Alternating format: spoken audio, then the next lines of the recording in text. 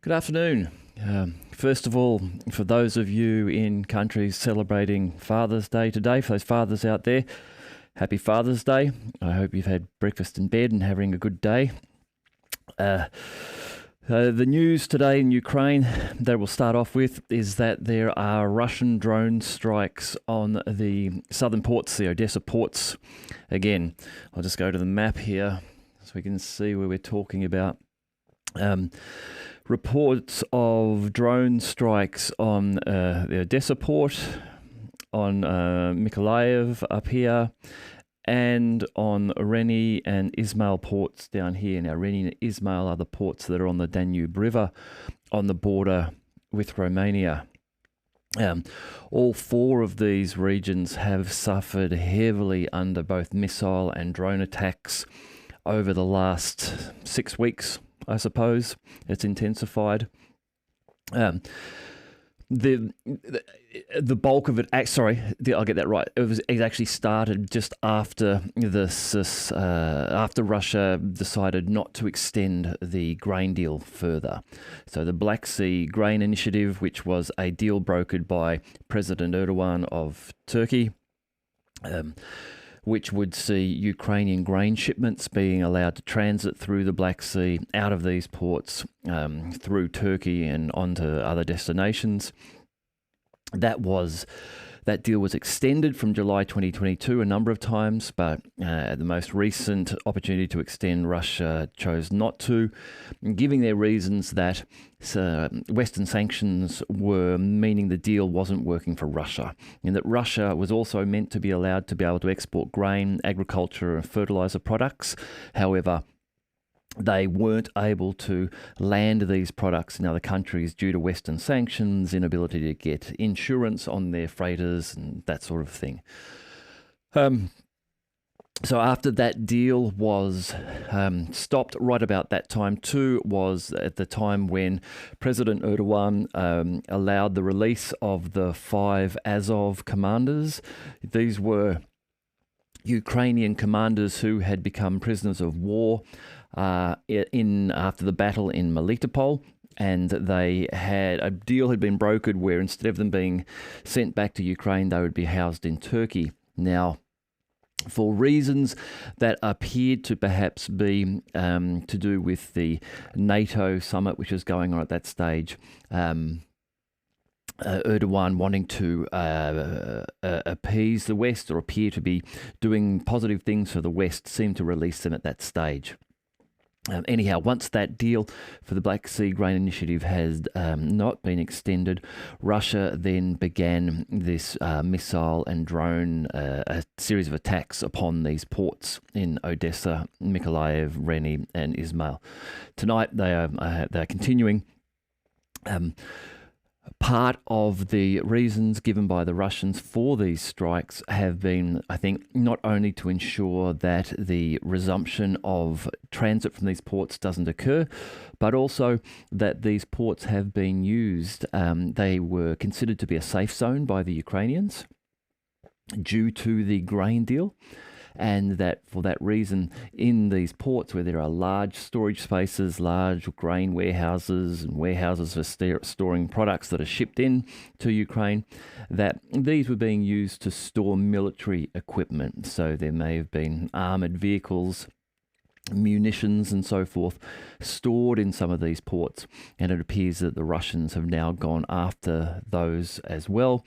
There's also been reports from the Russians that the Mykolaiv and Odessa ports have been used to store and repair perhaps or develop drones that have been used in the attacks on the Crimea, the Crimean area here, including those attacks on the SIG freighter and the Olengorsky Gonyak here in the Black Sea.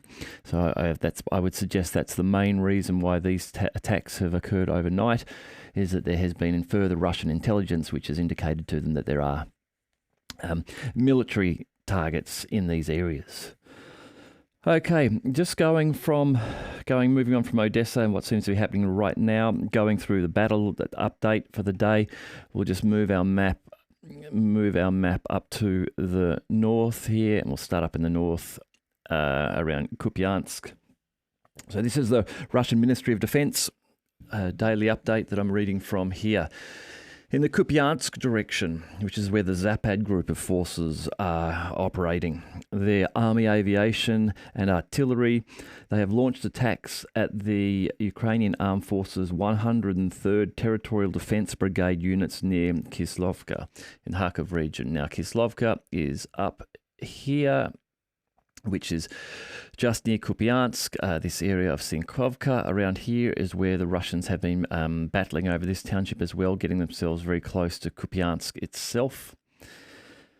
The enemy losses reported in this area were up to 40 servicemen, 3 armoured fighting vehicles, 2 motor vehicles, 1 US manufactured M777 artillery system, and 1 D-20 howitzer.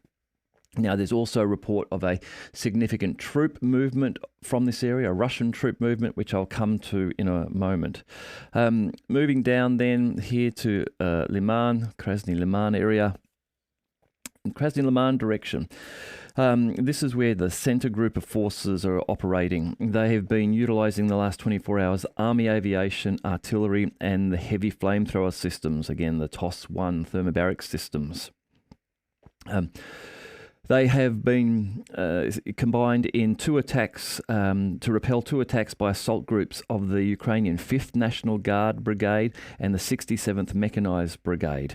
These attacks were launched by the Ukrainian forces close to Chervenaya and Dibrova in the Lugansk People's Republic.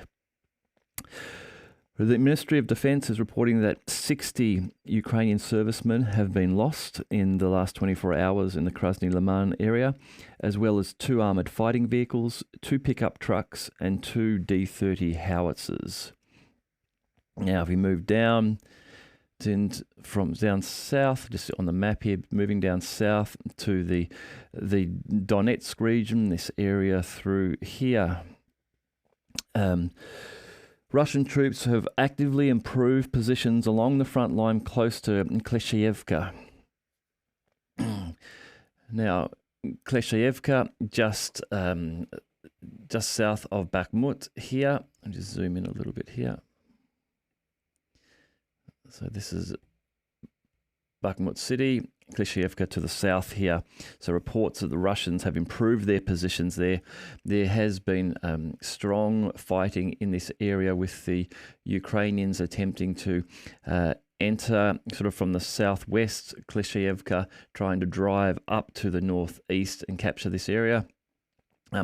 With the idea, I would imagine then the intent of using this rail line to gain access to the south of Bakhmut and to look to then get across these fields, if possible, to this other access road up into Bakhmut. Over the past 24 hours, the Yug Group of Forces in Donetsk have utilised artillery and army aviation to repel 5 attacks of the Ukrainian 129th and 241st Territorial Defence Brigades. There are those defence brigades assault groups near Artyomovsk.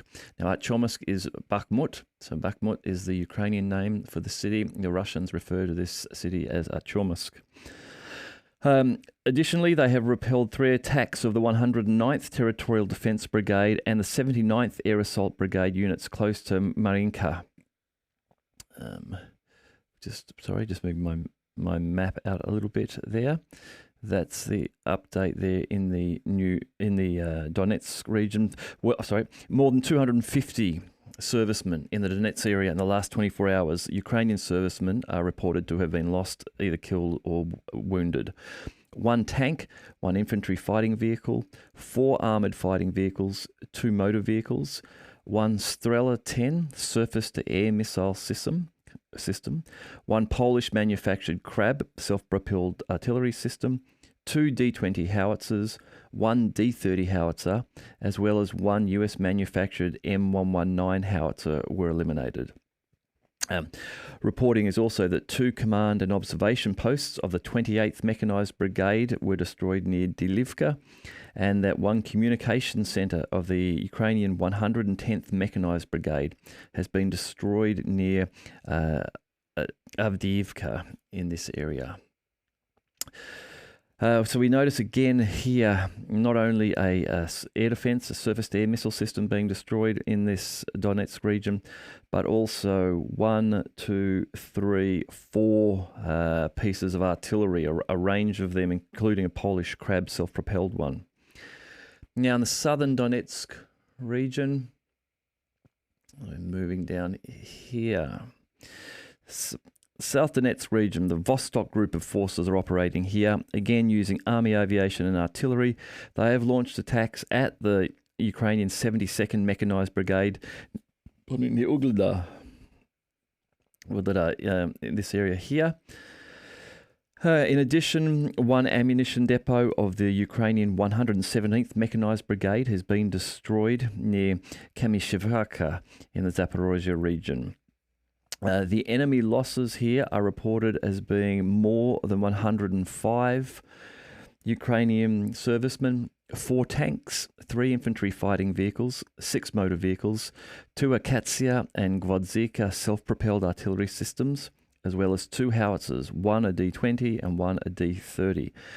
Again, and I reported on this yesterday when we went through the weekly summary, the Russians are targeting quite heavily and successfully, it seems, Ukrainian artillery pieces with, on the calculation from last week's summary, somewhere between perhaps 17 to even 20 pieces per day across the front line apparently being successfully destroyed.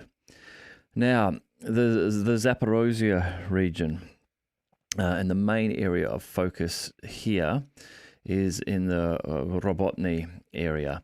In the Varemka ledge here, things seem to have paused to some extent, and it appears now that the Ukrainians are focusing all efforts on ROBOTNY in this area here. I'll just add a little more detail to the map here if I can.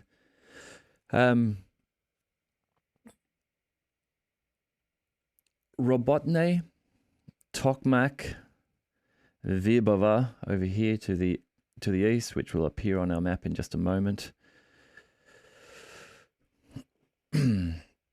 Vyrbova here. This region here is where it appears the last thrust, the last push from the Ukrainians in this offensive is going to occur. Now, I mentioned before talk of a troop redeployment by the Russians. There is reporting, this is coming from the Ukrainian side, reporting that the Russians have redeployed the 41st Army from Kupiansk to Zaparosa to support the Russian defense in this area. Now, I can't corroborate that as being true yet with Russian channels, but it may well be the case. It does seem to align with what might be likely to be happening here in terms of the Ukrainian offensive.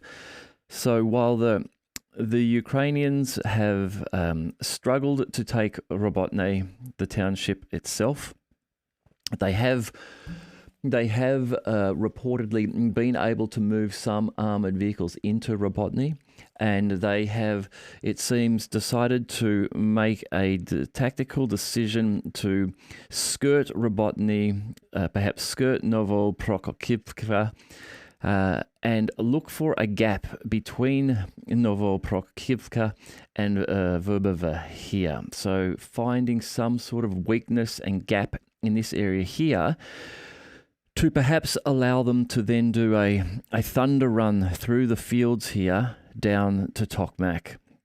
Now, Military Summary Channel is talking a little bit about this, and his suggestion is that the Ukrainians don't have the resources to battle their way down this road line and capture all of these villages south of Robotny.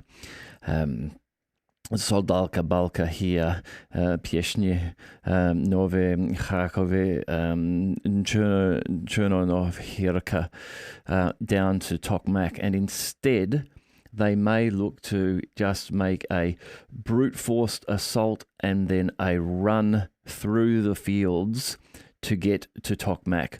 Even if it's to the outskirts of Tokmak. Now, this would no doubt be something which would incur very heavy losses for the Ukrainians if they were to take this approach, if they are travelling primarily through fields and roads to get this way. They're not able to move through protected areas of townships. They're going to be avoiding those townships if this tactic is correct.